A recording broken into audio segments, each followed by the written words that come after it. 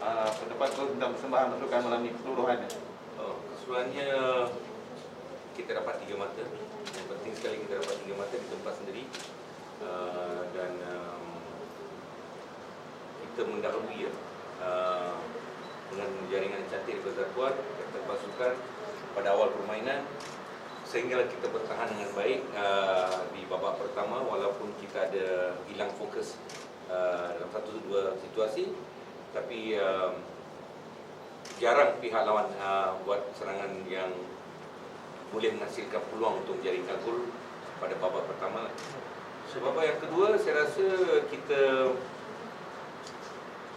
bermain dengan baik dan saya telah memberitahu pemain supaya bermain dengan confidence sikit kerana kita mendahului 1-0 dan sedikit kesilapan di bahagian pertahanan mereka menjaringkan gol penyamaan. Dan selepas saya buat pertukaran, masukkan Anas menggantikan Daniel Hadri dan tolak Harun pergi ke right wing back, dan saya buat pertukaran masuk Bun ke bahagian midfield, keluarkan Fahmi. Nampak kita susun balik dan jaringan yang gol yang kedua nampak baik daripada Zakuan. Dan juga selepas saya tukar Selvom dengan Feris, kita bertambah baik. Dan saya tengok pihak lawan hanya bergantung kepada hantaran-hantaran jauh. Dan saya rasa kami NSRC berhak untuk menang pada malam ini. Dan kalau kita tengok di bahagian midfield, memang kita nampak tidak begitu baik di babak pertama dan juga babak yang kedua selepas Bun masuk ke bahagian tengah. Okey, disebabkan Fahmi baru kali pertama bermain. Fahmi pemain baru, dia baru umur 22 tahun. Dia merupakan pemain baru kerana Saiful dapat kad merah, dia tak boleh main. Dan dia main start first 11. Dan juga Barat belum sembuh daripada kecederaan 100%. Terpaksa turun. Saiful tak boleh main. So, saya rasa di bahagian midfield kita nampak kurang baik pada malam ini. Kalau kita dapat menguasai bahagian tengah, mungkin kita boleh bermain lebih baik. Walau bagaimanapun, saya mengucapkan tahniah kepada pasukan kerana daripada keadaan yang tertekan di mana kita kalah pada perlawanan lepas di tempat sendiri, dan nak menang dengan turun untuk menang cari 3 mata, kerana kita tahu kalau kita dapat 3 mata kita akan kembali menduduki tempat pertama.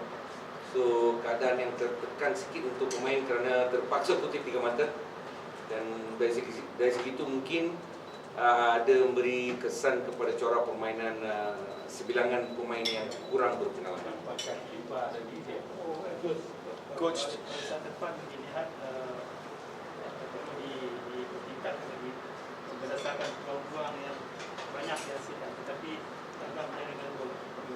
Ya, kita memang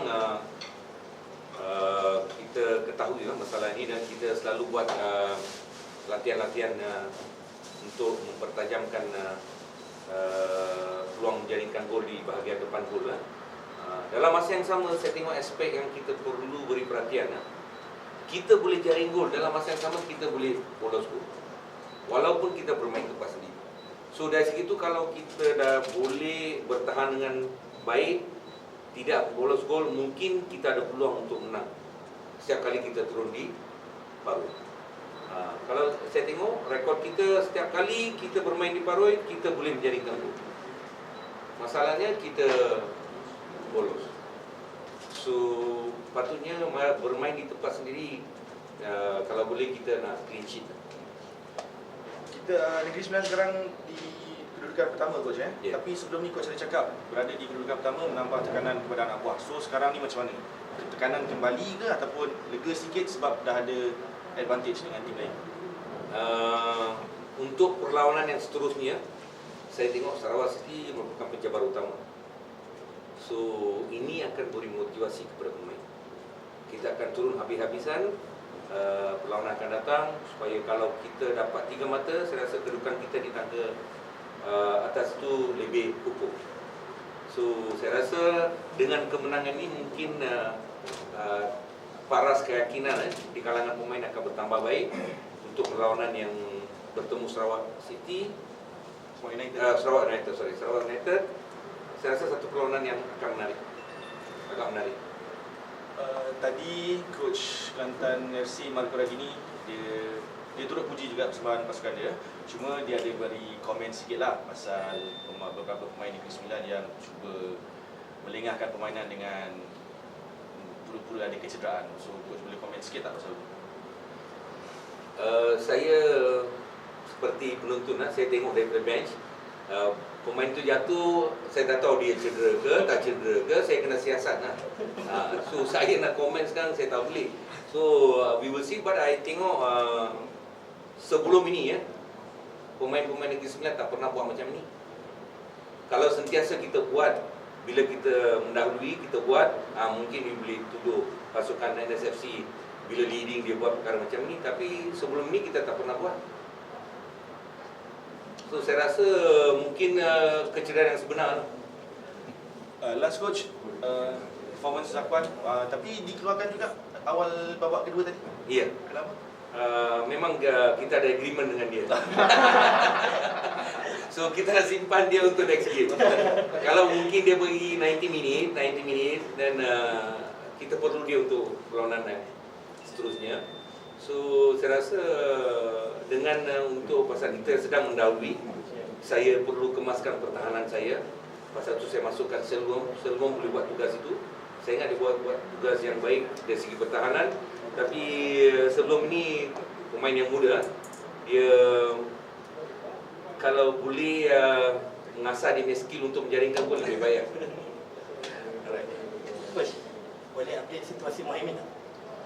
Muhaimin semasa waktu sebelum bermula warm up saya rasa cara semasa warm up dia dive ada cedera bahu dia.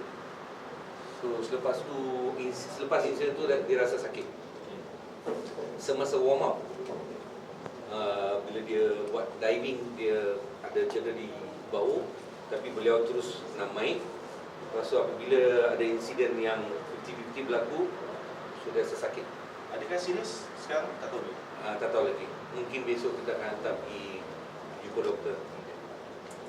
Coach, boleh komen kad kuning Akono tak, Coach?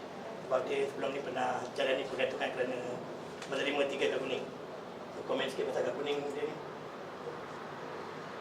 Saya nak komen Okey. Sepatutnya insiden yang sebenar boleh dapat dia boleh dapat kad kuning. Dia tak dapat.